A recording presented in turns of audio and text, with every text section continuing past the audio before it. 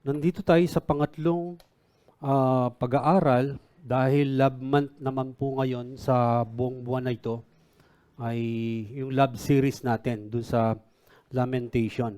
No? Purihin ang Panginoon sa wisdom, blessing na tayo ay nakakapag saliksik ng salita ng Panginoon at tumatama naman din dun sa ating pong sabihin lang natin sa mga nangyayari sa paligid natin. So, muli nating pag-aralan ang salita ng Diyos. Buksan ninyo kung may mga Bible kayo o kahit hindi na, nandyan na po, sinulat ko na po siya. Samahan na lang ninyo ako sa pagbabasa. Ayan. Sige po. Si Yahweh ay akin, sa Kanya ako magtitiwala. Si Yahweh ay mabuti sa mga nananalig at umaasa sa Kanya. Kaya't pinakamainam ang buong tiyagang umasa sa ating kaligtasang si Yahweh ang may dala. Ayan, manalangin tayo. Mahal na Panginoon, sa umagang ito, nagpapasalamat po kami sa iyong banal na pag-ibig, sa iyong magandang pakay ng iyong pagmamahal sa aming buhay. Nawa sa oras na ito, Panginoon, mag-focus kami sa iyong dakilang pag-ibig na hindi mo kami kalilimutan. Na kahit nandito kami sa time ng krisis, hindi lang kami, ang buong mundo, iba't ibang lugar, Panginoon, mga iba't ibang mga anak ng Diyos, Panginoon, naniniwala sa iyo, Panginoon, may iba't ibang sitwasyon, Panginoon, ay nandyan pa rin po ang iyong pagmamahal. Hindi kayo nakalimot, Panginoon, sa aming mga buhay. Pagpalain mo kami sa oras na ito, maging sa pagbubulay-bulay ng mga salita mo. Sa tanging pangalan ni Jesus na aming Tagapagligtas. Amen. Okay. So, bigyan natin ng yung kaninang word doon, yung word na mabuti, yung word na mabuti. Papalawakin lang natin yung sabihin natin itong practical application nito sa ating buhay, no? Kung sino yung Diyos, kung gaano ang Diyos ay mapagmahal. Yung salitang goodness, sinabi po dyan, the word good, na ibig sabihin yan, has the idea of pleasant. Ibig sabihin ng pleasant, kahali-halina, agreeable, yan, kalugod-lugod, and excellent, sabi po doon. Ang ibig sabihin dyan, God is ever engaged in that which is best in the lives of His children. Di ba? Yan naman po ang gusto ng Panginoon. Gusto niya lagi engaged. Gusto niya makapag-connect sa mga tao. Ang problema, yung tao ayaw makipag-connect sa Kanya mula nung tayo bumagsak sa ating pagkakasala.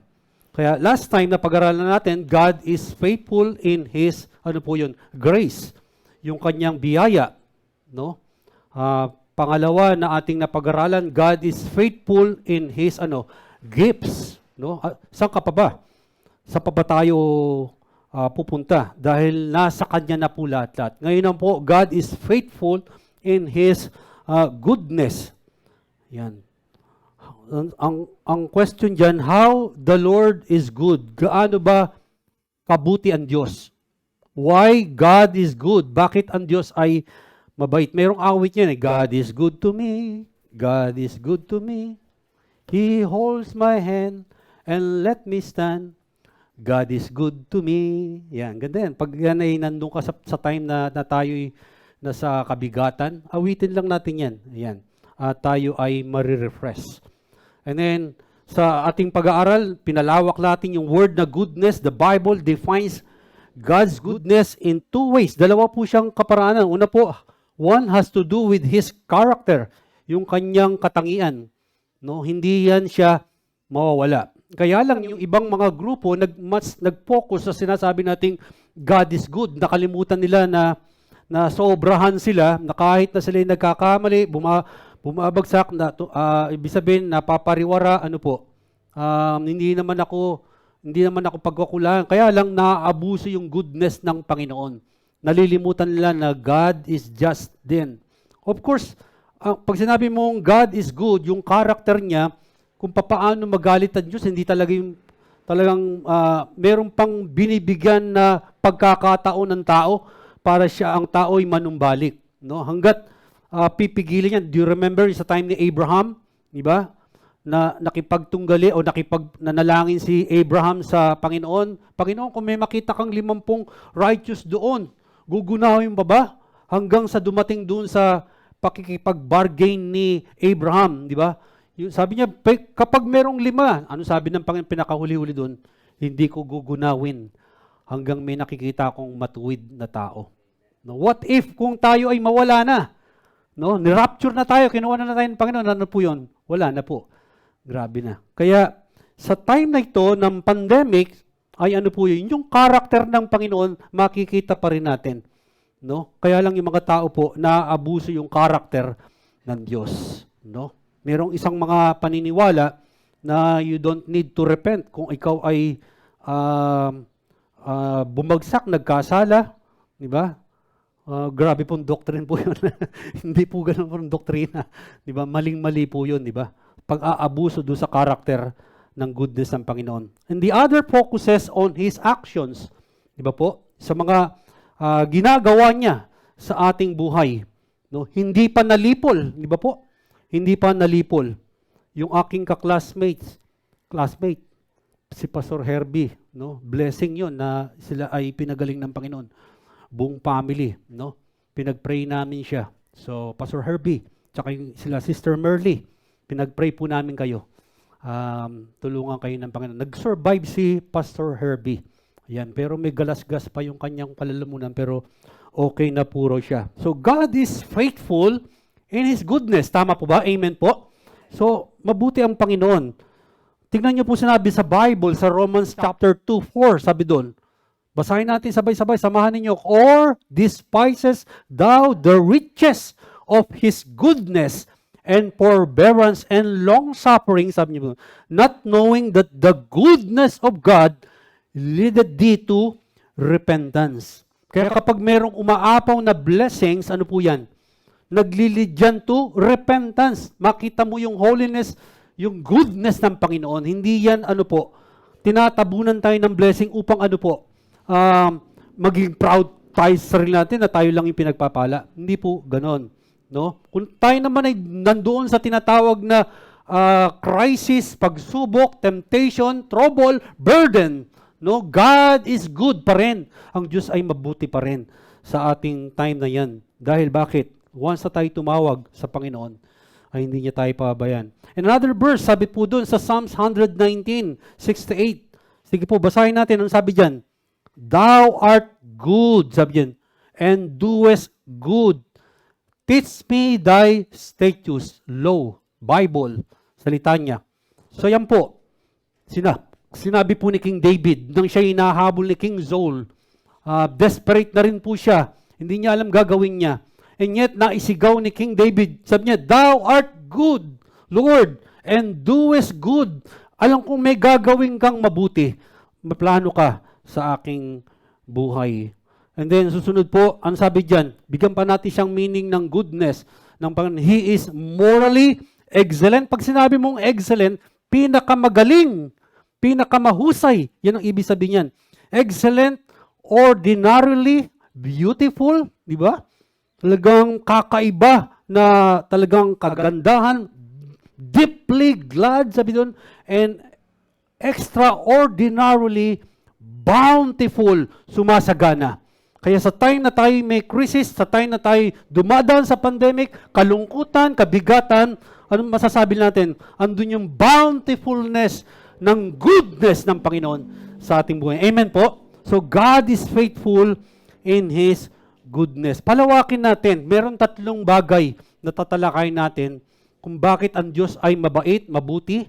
Meron siyang 3 makikita kung bakit pinapatunayan niya na siya ay mabait, mabuti.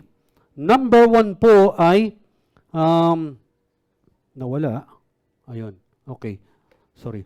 Ano sabi po diyan? Number 1 po na makikita po natin, He is a satisfier. No? Sabi nga diyan sa picture na ilagay ko, I'm blessed and I thank God for every day, for everything that happens for me. Katulad nung binasa natin kanina na sinimulan ni Kuya Bernie, di ba? Magpasalamat. Actually nga, sabi ni Apostle Pablo, sabi niya, in everything, Di ba? Give thanks. Ang sabi pa nga dyan, all. Sabi niya, lahat eh. Ibig sabihin, kahit problem, kahit crisis at dinadaan natin, let us give thanks to the Lord. No? Bakit ang Diyos ay satisfier? No? Ang sabi po Diyos sa binasa natin kanina, sa King James, sabi po doon, the Lord is my portion. Ang pinagsisigawan ni Jeremiah, sabi niya, in the battle of life, God is my reward, my share, and my portion. Na tayo nandun sa battle na yan, kabigatan na binubuhat natin, no? May reward ang Panginoon sa bawat paghihirap at pagtsatsaga nating hinahanap sa Panginoon. Yan. So, una, makikita natin yan. Pag sinabing satisfier, no, na itakal ko nito pero binigay ko ulit sa inyo, God is willing to fill in the emptiness of our hearts. Imagine, meron akong illustration dito. Imagine, ito yung buhay ng tao. Natatandaan nyo, yung buhay ng tao, maayos. Pero nung siya ay, nung siya po ay, sabihin na lang natin, na kukunin ko na yung battle para, hindi ako magmamagic, pero meron akong ipipicture. Sabihin natin, nung siya nasa image ng Panginoon, maayos. Tama po ba? Yung nasa image siya ng Panginoon, maayos na maayos. Magandang buhay niya. No? Sinusunod niya ang Panginoon, ibig sabihin, andun na yung satisfaction. Kaya lang, nung pumasok na yung kasalanan sa buhay niya, ayan, ito po yung picture ng kasalanan. Betadine. Ayan, panggamot. Ayan. Kaso, nung pumasok yung kasalanan sa buhay ng tao, ano po nangyari? Dumumi na dumumi yung buhay ng tao. Tama po ba? Kaya ang ginagawa ng tao po, dahil sa kanyang pagiging makasalanan, hinahanap niya yung kanyang sarili na makapagbibigay ng satisfaction ng kanyang buhay. Tama? Kahit anong pasok ng tao na sa kanyang buhay, pananalapi man yan, kapangyarihan, katanyagan, hindi pa rin siya satisfied. Di ba? Mayroon mga mayayaman, mga magagaling na mga awit, talagang grabe, very talented sila. Nasa kanya na lahat, kagwapuhan, kagandahan, lahat-lahat na, kayamanan. Kaso, lagi silang, unsatisfied sa buhay nila. Hanggang ngayon, hahanap na naman sila, dumudumi ng dumudumi. Kaya nangyayari po, nagiging malabo yung kanyang buhay. Tama po? So, ano nangyayari po? Kaya kahit anong gawin ng tao, kalugin pa niya yan, wala na, madumi na. Diba? Kahit anong ilagay niya, wala talagang dumudumi pa rin. Nakala po niya sabi nila, kapag ako'y may kayamanan na nasa mundo, eto na, masasatisfy na ako. Di ba? Kaya nga sabi ko sa inyo, kailan yung enough para sabihin ikaw ay satisfied na? Di ba walang katapusan po? Walang katapusan. Unless itong picture na ito, yung symbol, yung Diyos na makapangyarihan, na God is good for us, na He came down, bumaba siya sa mundong ito, nagkatawang tao, no, in a form of a flesh, through our Lord Jesus Christ, no? Kapag ang isang tao ay ganap na sumampalataya kay Hesus Kristo bilang Panginoong Tagapagligtas at ipinasok niya, nagkaroon siya ng connection sa ating Panginoong Kristo. Yung seryoso talaga. Tingnan nyo. 1, 2, 3. Pinasok niya ang Panginoon. Grabe, no? Di ba? Amen, di ba? Grabe ang Panginoon, di ba? So, hindi pa ako satisfied kasi bakit? Di ba? Pero, ang Panginoon ay nasa buhay niya noong nangyayari. Okay? Tapos na ang magic. Ayan. Kahit anong gawin niya, okay. Tingnan ninyo. Okay. Di ba? Kapag ang Diyos ay nasa kanya, may temptation, may burden, tatawag lang niya sa Panginoon, kusa na siyang, nawawala na. Ayan. Tama? Di ba? Kaya, uminom kayo ng betadine. Joke lang po. Pinicture ko lang po ito. Ayan. Yan po yung picture niya. Ayan. Salamat dahil ang Diyos ay napakabait sa atin. Yun yung picture niya. So, ang tao, walang katapusan na isatisfy niya yung kasarili niya.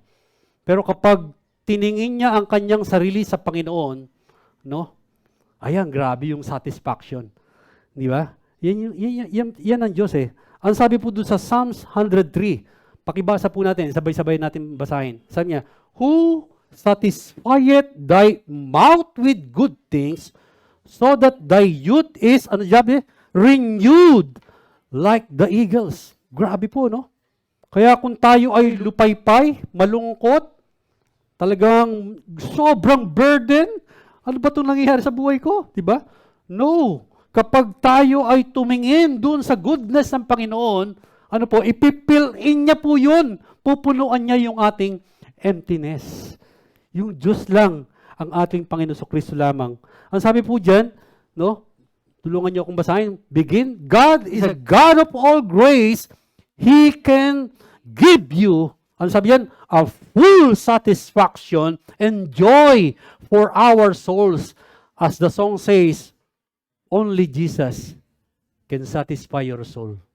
Amen po? Diba? Kaya nga, when Christ died sa cross, nung mamatay siya po siya, at inilibing siya, at sa ikatlong araw ay nabuhay siya. No, ang sino mang sasampalataya sa kanya, ano po? Full satisfaction ng kanyang buhay. No, wala na po siyang hahanapin. Kahit meron siyang kabigatan, no? So pangalawa, ito pa pong maganda ng goodness ng Panginoon. Ang Diyos ay mabuti. Pangalawa, ano sabi diyan? God is willing to help us to fulfill our vision or dreams.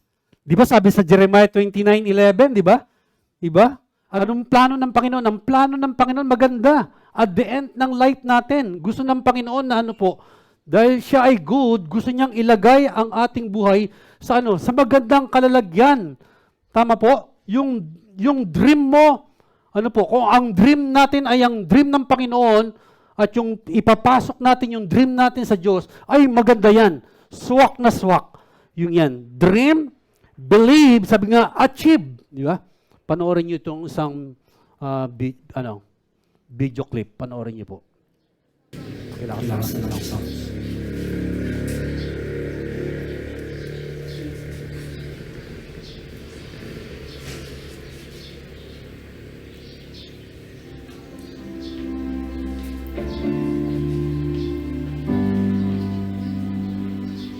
Sa sandaling ito, may tao na nasa kalagayan ng kanilang huling paghinga at pinilit pang gawin ang lahat para lang mabuhay. Kaya ikaw, marami kang biyaya. Tingnan mo nga ang mga taong nasa kritikal na kondisyon. Damhin mo nga kung gaano ka pinagpala. Alamin mo nga kung gaano ka pinagpala. Isigaw mo, ako ay pinagpala. Ako ay pinagpala. Salamat sa mga binigay mo, Diyos. Magtiwala ka na lahat ay gagana para sa'yo.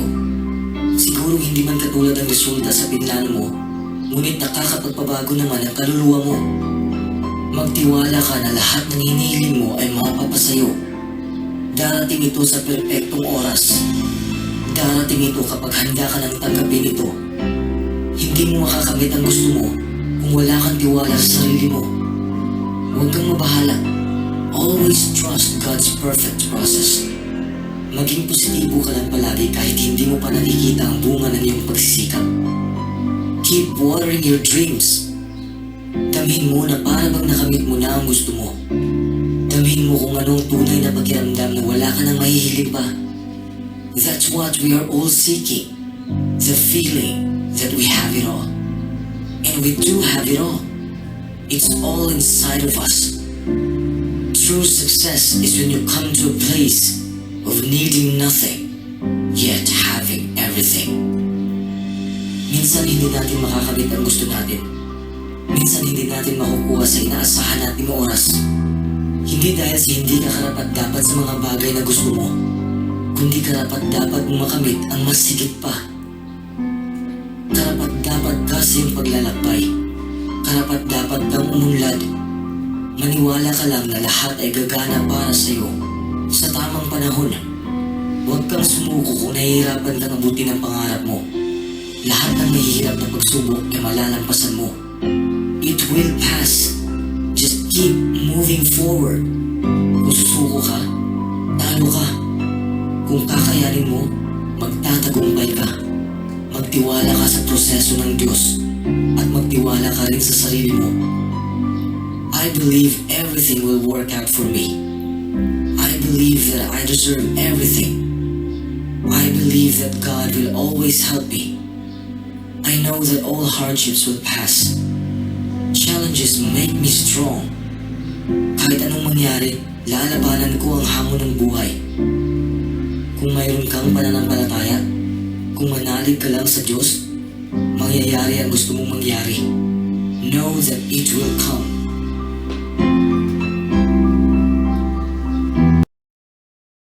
No? So sabi po diyan, sabi niya, do we want to reach our dreams?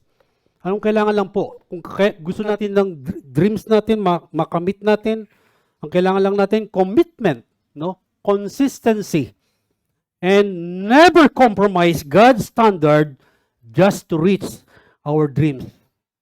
Tama po? So, ibig sabihin, kung nandun po tayo doon sa God's will ng Panginoon, itutuwid natin ang ating buhay, susundan natin yung will ng Panginoon. Yung dream natin, makakamit yan. Diba? Ang problem lang kasi ano po? Hardships? Tama ba? Meron? Yes. Diba? Sa araw-araw na lang ng buhay, sabi nga, merong hardships na harapin tayo. Diba? Totoo po yan. At isa pang banta na sinasabi po dito one of the threat for our dreams is ease. Alam niyo po yung word na is, relax. Diba? Wag na muna, upo-upo muna tayo. Diba? No, there is no time para mag-relax. No? It's about time na tayo magplano. No? Kung iuukma lang natin yung dream natin, kung tayo po ay sasang-ayon lamang doon sa dream ng Panginoon, yung vision ng Panginoon, na katulad ng ginagawa ng Panginoon doon sa mga propeta at sa bayan niya sa Israel. No? There is no time to relax. Kaya nga kanina, ginawa po natin, nagkaroon muna tayo ng prayer time. No? It's about time na tayo kikilos sa Panginoon. So, makukamit natin yung dream natin. Tama? No? Ako nga po, maulit-ulit ko lang yung kwento ko sa inyo. Talagang lahat ng hirap ng buhay dahil siyam kaming magkakapatid, no? Yung aking tatay ay taxi driver. Yung aking nanay nagkukulot-kulot, nagme-makeup. Ayan, kaka-makeup, napakilaman ko yung makeup niya, nilagay ko sa mukha ko. Ayan, gumaspa na yung mukha ko. Di ba? Yung buhay yan. Nadanasan ko magtinda ng dyaryo, nadanasan ko magtinda ng balot. Di ba? Kung shine boy, lahat, pasukin ko na. Di ba? Gasoline boy, lahat po yan. Di ba? Pero I did not stop to dream. Yung bagay na yon. Di ba? Dadagay ka ng Panginoon. Naiyak tuloy ako. Di ba? Lalagay ka ng Panginoon, sabi nga, sa tamang panahon. Pangalawa, anong sabi diyan? He is hindi lang po satisfier yun. He is a sustainer. No? Paliwanag natin kung anong ibig sabihin yan. Basahin natin yung verse. Bigyan natin ng cross-reference or reference na talata. Sabi niyan sa Psalm 73 verse 26, ang sabi niyan, my flesh and my heart faileth. Ano diyan? But God is the strength of my heart and my portion forever. Dumating na ba sa buhay natin na para bang nangangatog na ang iyong tuhod, talagang susuko ka na? But when you focus dun sa strength of God, ano sabi niya? Bubuhatin ka ulit ng Panginoon. Di ba? Kain kayo. Ano man sabi ng Panginoon? Come unto me. Di ba? Bakit niya tayo pinapalapit? Di ba? Sapagkat siya yung lakas. No? Ang sabi, yung word na sustainer, ang ibig sabihin niyan, susteneo, or sub-enteneo, ang ibig sabihin niya, to bear, uphold, support. No? Pag sinabing uphold, to keep from falling. Bumagsak ka man, pero patuloy kanyang sasaluhin, no? Tutulungan, ititindig. No? Yung word na support, to keep from sinking. Yung palubog ka na. Di ba? Parang sinking in despondence. Ang word na despondence, nilagay ko diyan, kalumbayan. Di ba? Kaya nga, ang isang tao palaging nandun na lang sa focus. Kasi you choose, pinili natin yon na maging malungkot. Di ba sabi ng Bible, the joy of the Lord is my strength. Di ba? Tayo kasi ang pumipili nung kalumbayan. Pero when yes, andun po ang crisis. Yes, andun po ang burden. Yes, andun ang trouble. Pero hindi tayo titigil na tignan ng Panginoon.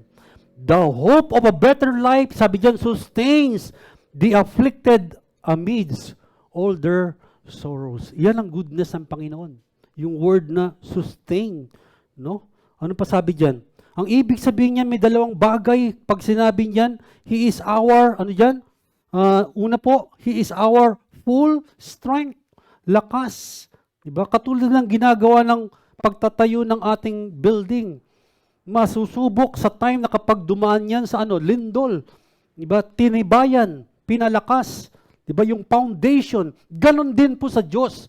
Na kapag inilagay natin yung ating buhay sa ating Panginoon, siya yung full strength ng ating buhay. Never give up sa ating pong dinadanas sa buhay na ito. And then, pangalawa, He is our full support. No? Nakakakbay actually yan eh.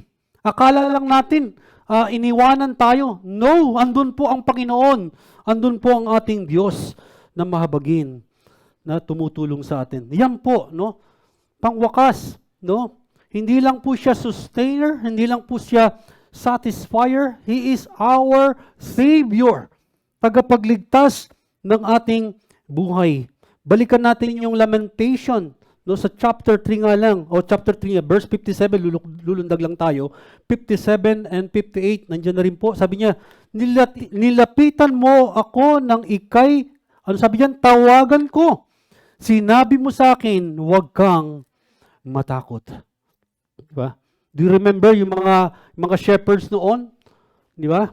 Nang hinihintay nila ang Savior, tagapagligtas, lungkot na lungkot sila at nagpakita ang mga anghel sa kanila at sumigaw. Sabi, natakot yung mga shepherds, yung mga pastol. Anong sinigaw po ng anghel? Huwag kayong matakot. Dinadalang ko kayo ng mabuting balita. No? No? Para sa inyong bayan. Ang sabi po doon. Yan, tuloy natin yung text. Sabi diyan, verse 58. Sige po, samahan niyo ako. Tinulungan mo ako, Yahweh, at iniligtas, redeem mo ang aking buhay. Ayan po, iniligtas, di ba? No, sa time na tayo nasa danger, sa time na tayo may burden, sa time na tayo po'y trouble, sa time na tayo nalulungkot, andun ang Panginoon. Just call. Di ba? May awit yan, di ba? Call me, di ba? Tawagin mo lang ako, di ba? I'll be there, sabi ko. I'll be there. Huwag na natin awitin yun, di ba? Baka ako'y batuhin dito. Okay, pangalawa, sabi dyan, ano pa po ang explanation niya? Those who wait upon the Lord, sabi dyan, will see Him bring them out of their trouble, sabi po doon, and trials. He will not fail His children, but in His time, He will deliver them from all their valleys. Kaya yung kahirapan na yan, may katapusan. Diba? Hindi, ayaw ng Panginoon yung sitwasyon na yan eh. Kaya lang naman kasi humihirap, ano po, pinapahirap ng tao. Tama? Ang tao lang ang nagpahirap. Diba? Kung ang lahat ba talaga ang tao yung magsiseryoso, tatawag sa Diyos, ano po, magpapakumbaba, diba po? Diba po? At titignan niya po, at hindi lang po titignan, magtitiwala po siya. Ano gagawin ng Panginoon? Aalisin po tayo doon sa valleys, doon sa ating pong kalalagayan at papalitan niya ng blessing. So, meron siyang 4 na bagay na siya ay naging Savior natin. Anong ginawa ng ating Savior? He freed us from our slavery, pagkakalipin. Galatians 5:1. Ano sabi diyan? Malaya na tayo dahil pinalaya tayo ni Kristo, kaya magpakatatag kayo at huwag nang paalipin pang muli. Yung word na slavery and bondage, break, na yung pagkaka-bondage natin, ano yan? Tinanggal na. No? Actually, ang Galatians the book of Galatians, ang pinag-aawayan dyan yung batas. Diba? Ang sabi ng batas, ganito eh. Diba? Kaso nga, walang makasunod sa batas, sa law. Ipinakita po ginawa po ang batas para ano po, makita natin yung kabanalan ng Diyos. Pangalawa, makita natin na tayo'y makasalanan. No? Yan ay ginawa na ng Panginoon Kristo na fulfilled niya po lahat yung law. No? Kaya kung sino mang sasampalataya sa Kanya, ano po sabi po doon? Yung the law and grace, binalance ang Panginoon Kristo, ano sabi diyan? Pinalaya ka na, tapos na. Ang kailangan mong law, ang ating Panginoon Kristo. And that's all. Kasi kapag tinanggap natin si Jesus sa ating buhay, lahat na po yun. Kaya sinasabi po ni Paul, malaya na tayo dyan, pinalaya na tayo. Bakit pa tayo babalik? Diba? Kasi nga ang tao lang ang pipili niyan. Babalik at babalik. And then, pangalawa po, hindi lang po sinasabing freed, pinalaya. Pangalawa sa niya, He forgave our sins. Ano sabi niya sa Colossians 1:14? Basahin po natin. Begin. Sa pamamagitan niya ay napalaya tayo, sa makatwid ay, ano sabi niyan? Pinatawad ang ating mga kasalanan sa pamamagitan ng kanyang dugo. Do you remember nung ating Panginoong Kristo sumigaw sa krus ng Kalbaryo? Ama, patawarin mo sila. How many times na binanggit ng Panginoong Kristo yan? Hindi lang sa cross. Noong lang siya ay gugulpihin, nilalatigo, sumisigaw siya, Ama, patawarin mo sila. Diba? Kahit siya'y nasasaktan na hirap buhatin ang cross na yon. Ano po? Ama, patawarin mo sila. Tayo po yon. No? Tayo po yung pinatawad. Napakaganda po ng ginawa ng ating Savior, tagapagligtas. And then, pangatlo po, hindi lang po napatawad tayo. Ang sabi dyan, ang maganda pa dyan sa ito pong pangatlo, He will fight for us till the end.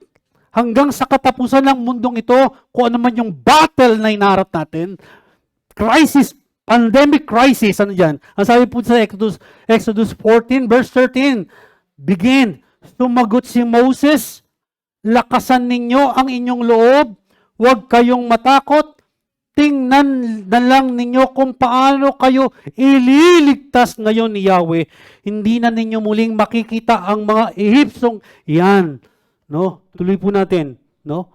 Yung sinasabi dyan ng salita niya. Ano sabi po dyan? Ang word niya dyan, lakasan nyo lang. Kailangan lang talaga yung courage, no? Tapang. Yes, there is trouble. Hindi naman sinabi, nag-promise ang Panginoon, walang trouble. There is trouble. Pero ang promise niya, ano po niya? Nandun ako sa trouble mo. Diba? Kasama mo akong sasalubungin ang kabigatang yan. Yan. Kasi minsan ang tao, tayong mga Pilipino, ang iniisip lang talaga natin, pera no? Parang ang lahat ng kasagutan ng buhay ng tao, pera. Pero hindi naman lahat ng Pilipino, ganun ang iniisip, di ba? Pero parang, ang iniisip parang yung pinakadulo, yun na, kapag meron ako niyan, resources, enough na. Di ba? So, believe in God. Maniwala lang po tayo sa ating Diyos. Ililip up tayo ng Panginoon. Ipaglalaban tayo ng Panginoon. Doon sa pinaglalaban mo. Di ba? Katulad nung dream natin, yung mga pangarap natin. Di ba? So, He will fight for us. Do you remember yan? Yung time na yan? Na naikwento ko niya sa inyo sa Red Sea, di ba? Saan ba natatrap ang tao?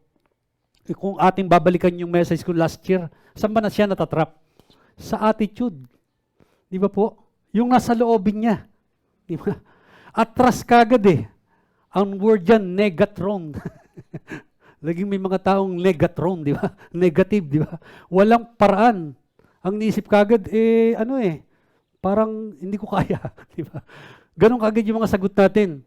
Kakayanin natin, di ba? Sabi ng Bible sa Philippians 4:13, ano sabi diyan? I can do all things through Christ, which strengtheneth me. Yun yung sinabi ng banal na kasulatan. Di ba po? Amen po? Then, pangatlo, sabi niya, hindi lang po sinabi diyan, tuloy natin, ano sabi diyan sa verse 14? Tuloy natin yung verse. Ipaglalaban kayo ni Yahweh, pumanatag lamang kayo. Ano sabi diyan? Meron akong verse dyan, di ko na isinulat dyan, di ko na nilagay. Kung inyo pong mamarapatin, buksan ninyo ang inyong Bible sa Leviticus chapter 26, maganda yan. Makikita niyo yan. 26, para ma-exercise ang inyong kamay, hindi ko na yan isinulat. Chapter 26 ng Leviticus, binasa ko to sa Bible reading ko, verse 3 hanggang 6. Tingnan niyo po dyan, yung conditions of blessings ng Panginoon. Diba? Ang sabi ng Bible, if you walk in my statutes and keep my commandments and do them, sabi dyan, then I will give you rain in due season. Ano yung rain? It's a symbol of blessings, di ba po? In due season. Ibig sabihin, sa kapanahunan. Di ba? And the land shall yield her increase, and the trees of the field shall yield their fruit, and your threshing shall reach unto the vintage, and the vintage shall reach unto the sowing time, and ye shall eat your bread. Kakain ka to the full. Talagang satisfaction. Andun po. And dwell in your land safely.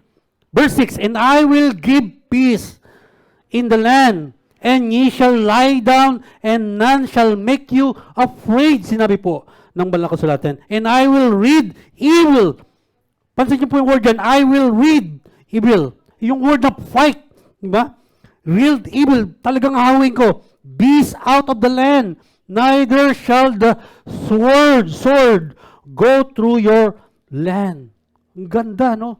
Kung itutuloy nyo, yan po, if ye walk, sabi lang ng Panginoon. Ang condition ng blessing, if you walk, kung tayo magpapatuloy na lumalakad sa Panginoon, ito yung mangyayari, sinasabi niya doon sa Israel. Ganon din sa life natin. Notice yung verse 9, no? Lundag tayo. Ito yung napakaganda. Verse 9, for I will have respect unto you. Igagalang kita. Ay, itong maganda. And make you fruitful and multiply you and establish my covenant with you. Kung nais ng Diyos na tumanggap ka ng talatalaksak, sabihin natin, na pagpapala sa panahon niya, ibibigay yan sa time ng gusto niya. Diba? Tama po ba? Kasi minsan tayo nagmamadali. No? Gawa lang tayo ng paraan to survive. And yet, andun po yung blessing. Ang ganda, no? Kung babasahin niyo yan, yan yung promise ng Panginoon na makikipaglaban sa atin. Hindi niya tayo iiwanan. Ito pa maganda, last dyan. He will not forsake us. Basahin natin, andyan na po. No? Begin. Siya ay mahabagin, hindi kayo pababayaang malipol, sapagkat hindi niya kakalimutan ang kanyang kasunduan sa inyong mga ninuno. So, ito po yung covenant ng Panginoong Jesucristo sa Israel. Niyo po? Pero yung the New Testament, nung mamatay ang Panginoong lahat ng naniwala, sumampalataya kay Jesucristo, bagamat hindi tayo sa katotohanan, hindi tayo yung pinili na bansa. Pinili talaga ang Israel na pagpalain, dumalo yung blessing ng Panginoon at ang kaligtasan. No? Kaya lang, ano pong spiritual application sa atin to? But when you look up and trust Jesus Christ, ano yan? Inasimbol po, tayo yung ang tinatawag na spiritual Israel. Kung ano yung sinalita ng Panginoong Hesukristo sa Israel, dahil we believe, naniwala tayo dun sa promise ng Panginoong Hesukristo, then yung covenant. Pansinin niyo po yung word na inyong mga ninuno. Sila Abraham pa yan . Di ba po? Sila Noah, yan po yan, sila Moses. Ano yung covenant ng Panginoon sa kanila?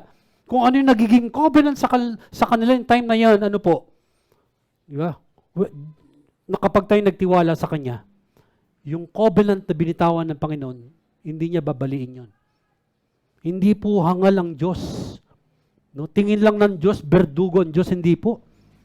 Di ba? Mabait ang Diyos . Kung sana kung berdugo ang Panginoon, wala na, gunaw na po tayo. Di ba? Disin sana yung pumunta doon sa Mars, nakarating sila. At ang sabi nila, alamin natin kung ano yung nakaraan nating buhay. Hello. Di ba? Di ba? Alamin natin kung saan tayo nagmula. Hello. Sino ba po ang creator natin? Ang Diyos. Di ba? Nilagay niya ang Mars, Jupiter, lahat po yan. Bakit? Yes, tuklasin natin kung nangyari dyan. Pero remember, yung mga tumutuklas, nagdi-discover, ang Panginoon Diyos na makapangyarihan ang gumawa niyan. Wala nang iba. Hello. Doon po sa sinasabi niyong past life. Di ba? Di ba? Ang Diyos po ang creator niyan. Wala na. In conclusion, sa ating pagtatapos, ang sabi diyan, great is the faith that can stand amid the wreckage, pagkasira of life and declare the praises of God. Di ba? Yun na lang yan eh. Dakila ang isang pananampalataya daw at tumatayo, tumitindig sa gitna ng kagulungan, pagkasira. Anong action ang ating gagawin? Therefore, sa conclusion natin, pakibasa po sa action na ating gagawin. Since God is good, God is faithful in His goodness, pakibasa po, ang sabi dyan, let us search and try our ways, turn again to the Lord. Wala na pong sikreto. Kung gusto nating pagpalain tayo doon sa karir natin, kung gusto nating pagpalain tayo sa ating family, turn to God again. Tayo, ituro natin sarili natin. I must turn to God. Diba? Yan lang po. Search, pag sinabing search, talagang ano po, andun yung kagustuhan mo na every Sunday or every day you search the Lord. Wala ka nang hahanapin pa. May awit po yan, di ba po? Wala ka nang titignan pa, kundi ang Panginoon. And second action, ano pa po? Tuloy natin. Ano sabi diyan? Let us lift up our heart with our hands unto God in the heavens. Kaya sa oras na ito, kung tayo po'y may mga trouble, di ba? God is good. No?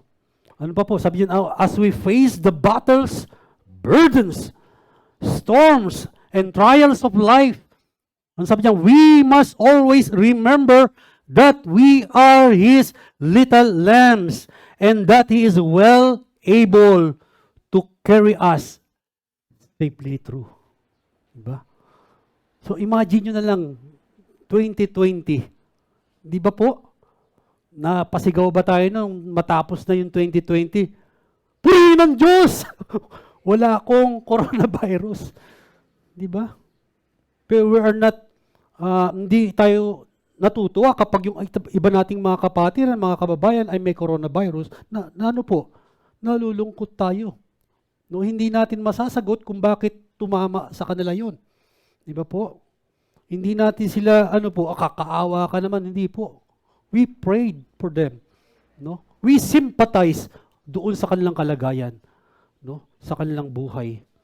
No? Pero kahit sila po'y nakakaranas po ng sinasabing virus na yan, sabi doon, to carry us safely through. Ang ganda niya, no? Yan ang goodness ng Panginoon. Makakatawid ka. Itatawid kita. Parang word yan eh. Diba? May awit din yan eh. Itatawid, no? Huwag ko nang awitin kasi baka biglang magkayelo, mag-snow. Diba? Yan. And then, last, sabi niyan. Ito, question. So, what kind of battles are you fighting today? Ano sa diyan? Bring them to the Father and trust in His, ano diyan? Unchanging, unfailing, faithfulness, love of God. Pagpalain tayo ng Panginoon. Kaya hindi natin masasabi na hindi mabuti ang Diyos. Mabait ang Diyos. If ye walk, sabi ng Panginoon, no? Sisend ko sa inyo yung blessing na nararapat sa iyo. Just wait, huwag tayong magmadali. Diba? On time. Kaya yung dreams natin, huwag tayong titigil. Ma-reach natin yung dreams natin. No? Huwag tayong pasaway. Maging ano po, pasunod tayo. Yan, pasunod sa plano ng Panginoon. Yan po. Mag-pray tayo. No? Yumuko tayo at dumulog tayo. Kung meron tayong mga personal na burden, Meron tayong hinaharap ngayon, nalulungkot ka. Baka pagpunta mo dito sa chapel, talagang gusto mo ng kasagutan. This is it. Ito na po. No? Magseryoso po tayo. Tawagin natin ang Diyos na makapangyarihan yan. Kung ang Diyos ay naging mabait on the past, nakaraan, magiging mabait patuloy ang Diyos sa ating buhay. So just trust. Panginoon, napakabuti mo sa aming mga buhay. Maraming salamat po, Panginoon. Bagamat tinatanaw namin ang kabutihan mo, minsan doon lamang sa mga material na bagay. Panginoon, tulungan niyo po na tanawin din namin na sa panahon na kami nandito sa pandemic crisis, Panginoon, nandyan ka po. Hindi mo kami iwanan. Kung kami may nakapasok doon sa matinding kabigatan, ikaw pa rin ay mabuti. Meron kang kaparaanan. Panginoon, patuloy kaming tumatawag sa iyo. Ikaw lang po ang aming pong lakas. Ikaw lamang po ang aming suporta sa aming mga nararanasan sa aming buhay. Narito po ang mga anak po ninyo. Iba't ibang kabigatan. Hindi lang pong itong hinaharap po namin na virus. May iba pa po silang hinaharap. Marahil, Panginoon, meron pong battles sa kanilang pamilya. May mga battles, Panginoon, sa financial. May mga battles, Panginoon, na hindi nila mawari, Panginoon, kung bakit dumating ang kabigatang ito. Panginoon, damayan niyo po ang mga anak po niyo nito sa kanilang kabigatan. At yung mga humihingi, Panginoon, para doon sa kanilang mga plano, para po doon sa kanila pong dreams, Panginoon, samahan niyo po sila. Kailangan po nila kayo. Alalayan mo po sila. Muli, Panginoon, we acknowledge na ikaw ay mabait, hindi ka nagkulang. Purihin ka sa pangalan ni Jesus na aming Panginoon tagapagligtas. Lahat magsabi po ng Amen. Okay, pagpalain po kayo ng Diyos at natapos din yung ating love series. God bless po.